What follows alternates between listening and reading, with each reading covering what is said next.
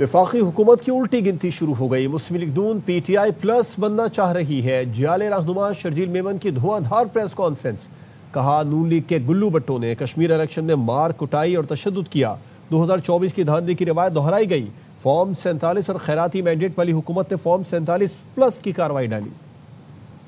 Peoples party کو ہرانے کے لیے مسلم لیگ نون اور الیکشن کمیشن کی طرف سے گٹھ جوڑ تھا، وہاں پہ نون لیگ کے گلو بٹوں نے جو حرکتیں کی ہیں کسی سے چھپی بھی نہیں ہیں۔ 2024 کے انتخابات کی تاریخ کو دہرایا گیا، وہ فارم 47 کی حکومت تھی، یہ فارم 47 پلس کی کارروائی تھی۔ رانا ثناء اللہ امیر مقام صاحب نے جو پریس کانفرنس کی وہ تکبر اور غرور تھا جو کہ زیادہ عرصہ چلنے والا نہیں۔ وفاقی حکومت کی الٹی گنتی گننے کا وقت اب شروع ہوا جاتا ہے۔ چوری اوپر سے سینہ زوری، آپ وہی حرکتیں کر رہے ہیں جو پی ٹی آئی کیا کرتی تھی۔ پی ٹی آئی پلس بننے کی کوشش کر رہے ہیں یہ پی ایم ایل این کی قیادت۔ ہم ان کو آسانی سے اس طریقے سے مینڈیٹ پہ ڈاکہ ڈالنے نہیں دیں گے۔ 2024 کے عام انتخابات فارم 47 کے تھے تو سندھ اور بلوچستان حکومتوں کو لات ماریں، صدر سے استعفیٰ دلوائیں، گورنر پنجاب کا سامان پیک کرائیں۔ وزیر اطلاعات پنجاب عظمہ بخاری نے کہا اندرون سندھ میں کیسے الیکشن ہوتے ہیں سب پتہ ہے، گلو بٹ اور بدماشی کے تانے نہ دیں۔ عزیر بلوچ رہبان ڈکیت کو نہیں بھولے، اتنا آگے نہ جائیں جو واپسی کا راستہ ہی نہ بچے۔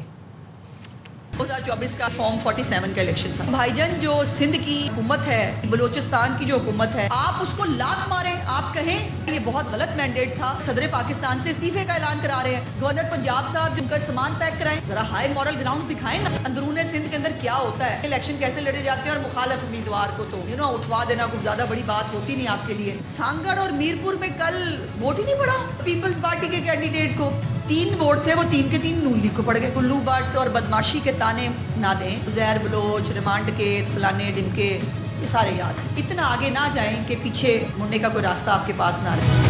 آزاد کشمیر انتخابات کا دوسرا مرحلہ بھی نون لیگ کے نام۔ الیکشن کمیشن نے مظفر آباد ڈویژن کی 7 نشستوں کے نتائج کا اعلان کر دیا۔ مسلم لیگ نون نے 4 اور پیپلز پارٹی نے 3 پر کامیابی سمیٹی۔ غیر سرکاری غیر حتمی نتائج کے مطابق مہاجرین کی 12 میں سے 10 سیٹوں پر متوالوں نے میدان مارا، 2 نشستیں پی پی کے نام رہیں۔ نون لیگ نے آزاد کشمیر قانون ساز اسمبلی میں سادہ اکثریت کا دعویٰ کر دیا، 23 نشستیں جیت کر حکومت بنانے کی پوزیشن میں آ گئے۔ آزاد کشمیر انتخابات کا دوسرا مرحلہ بھی نون لیگ کے نام۔ الیکشن کمیشن نے مظفر آباد ڈویژن کی 7 نشستوں کے نتائج کا اعلان کر دیا۔ مسلم لیگ نون نے 4 اور پیپلز پارٹی نے 3 پر کامیابی سمیٹی۔ غیر سرکاری غیر حتمی نتائج کے مطابق مہاجرین کی 12 میں سے 10 سیٹوں پر متوالوں نے میدان مارا، 2 نشستیں پی پی کے نام رہیں۔ نون لیگ نے آزاد کشمیر قانون ساز اسمبلی میں سادہ اکثریت کا دعویٰ کر دیا، 23 نشستیں جیت کر حکومت بنانے کی پوزیشن میں آ گئے۔ جیالو تیاری پکڑو، میں آ رہا ہوں، مظفر آباد اور میرپور کی چوری شدہ سیٹیں واپس دلاؤں گا۔ بلاول بھٹو کا ویڈیو پیغام، کہا آزاد کشمیر میں صاف شفاف نہیں، دھاندلی، گولی، قاتل اور خونی الیکشن تھے۔ کشمیریوں نے دلیری سے نون لیگ کی دھونس، دھاندلی اور گولیوں کا مقابلہ کیا۔ کارکنان نے شہادت قبول کی لیکن پی پی کو 9 نشستوں پر کامیاب کرایا۔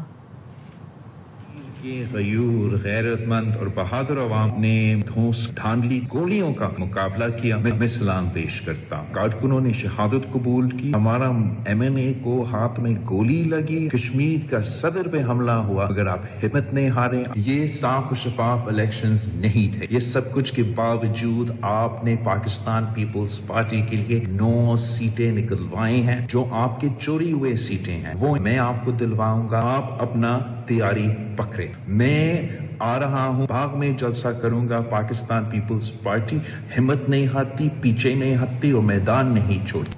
پیپلز پارٹی نے مظفر آباد میں ایکشن کمیٹی کے ساتھ مل کر ہنگامہ کرایا۔ وزیر اعظم کے سیاسی مشیر رانا ثناء اللہ نے الزام لگایا کہ پی پی نے ایکشن کمیٹی کے ذریعے پولیس پر فائرنگ کرائی۔ لطیف اکبر اور پی پی کے ایم این اے پر قاتلانہ حملے کا ڈرامہ رچایا گیا۔ قاتلانہ حملہ کبھی مکوں اور گالیوں سے بھی ہوتا ہے۔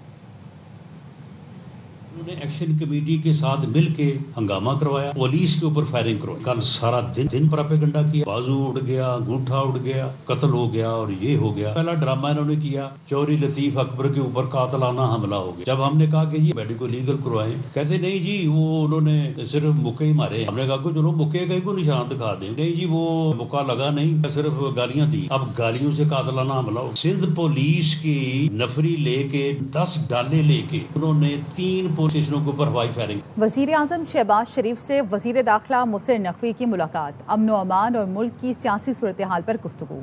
मोहसिन नकवी की हुकूमत पर तनकीद के बाद नून लीग की आला शख्सियत ने पीपल्स पार्टी क़यादत से रब्ता किया। ज़राए ने बताया पीपी क़यादत से रब्ता 1 अगस्त को नून लीग के बड़ों की जाती उम्रा में बैठक के बाद किया गया। पीपल्स पार्टी से मामलात को फौरी तौर पर बेहतर करने पर इत्तफाक हुआ। दोनों जमातों की आला शख्सियात ने तलखी कम करने पर बात की। वफाकी वजीर दाखिला से ऊपर कोई नहीं, मोहसिन नकवी ने कह दिया सब खत्म तो फिर क्या रह जाता है। दाखिला उमूर के लिए सेनेट कमेटी के चेयरमैन सैफुल्लाह अबड़ो ने कहा कि वैसे भी वजीर दाखिला ने कह दिया है कि सब कुछ तबाह हो गया। कमेटी के इजलास में सेक्रेटरी दाखिला को शिरकत करनी चाहिए। सेनेटर अबड़ो ने बरहमी का इजहार करते हुए कहा कि बंद कमरों में अरकान पार्लियामान को चोर डाकू कहा जाता है। चेयरमैन FBI बताएं कि उनके पास कौन तफसील लेकर जाता है। फैसल रहमान दिलावर खान मुलविस हैं तो उन्हें डी चौक पर गोली मार दें। ये झूठ निकला तो जिम्मेदारों के खिलाफ कार्रवाई करें।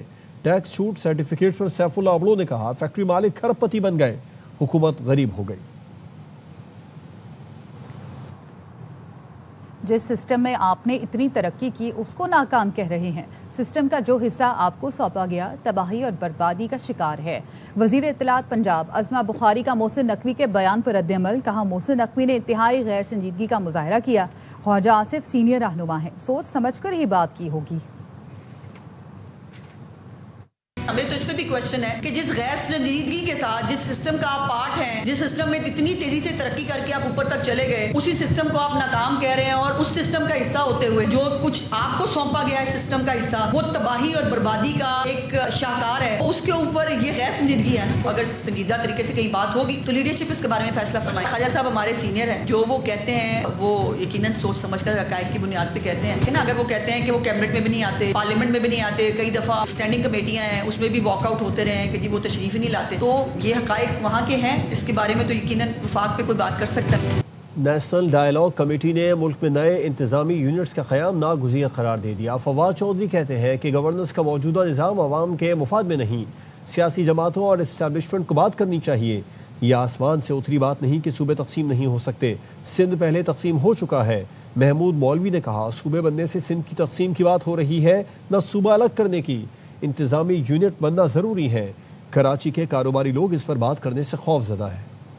सियासी जमातों को आपस में गुफ्तगू करनी चाहिए, एस्टैब्लिशमेंट को और सियासी जमातों को आपस में गुफ्तगू करनी चाहिए। मौजूदा निज़ाम है गवर्नेंस का, क्या इसमें अवाम को फायदा हो रहा है? Answer is no. इख्तियारात शख्सियात के अंदर मुर्तकिज वसाइल अवाम तक पहुँच रहे हैं, न इख्तियार अवाम तक पहुँच रहा है। ये कहना जो सूबे हैं ये कोई आसमान से चूंकि नाजिल हो गया है आगे एडमिनिस्ट्रेटिव यूनिट नहीं बन सकते, ये तो बिल्कुल ही अकल से पैदल बात। आजकल मैं सुनता हूँ कि जी सिंध तकसीम नहीं हो सकता, तो भाई पहले वो बॉम्बे प्रेसिडेंसी का हिस्सा था। प्रोविंशियल चीफ मिनिस्टर्स ने ताकतवर हैं, उनके वजीरों की भी कोई हैसियत नहीं है। सूबे बनने से न सिंध को कोई अलग कर रहा है, न सिंध को कोई तोड़ने की बात कर रहा है। बात हो रही है एडमिनिस्ट्रेटिव यूनिट्स की, जो मोहसिन नकवी साहब ने और ISPR ने भी कहा। हम भी as a national dialogue committee ये कह रहे हैं कि देखें इसमें कोई कबाहत नहीं है। KPK में तो ऑलरेडी हो चुका है, पंजाब में भी हो चुका है, बलूचिस्तान और सिंध रहता है, इसमें रेफरेंडम करा दें। जरूरी नहीं है कि एक सूबे में 6 एडमिनिस्ट्रेटिव यूनिट्स हो, 3 हो, 4 हो। मैंने बहुत से बिजनेसमैन से बात की कराची में, वो घबरा रहे थे। उन्होंने कहा जी इसके ऊपर बात करेंगे तो बड़ा इशू हो जाएगा। मैंने कहा क्यों इशू हो जाएगा? किसी का बाप भी गवर्नर राज नहीं लगा सकता। वजीर आला खैबर पख्तूनख्वा सुहेल आफरीदी कहते हैं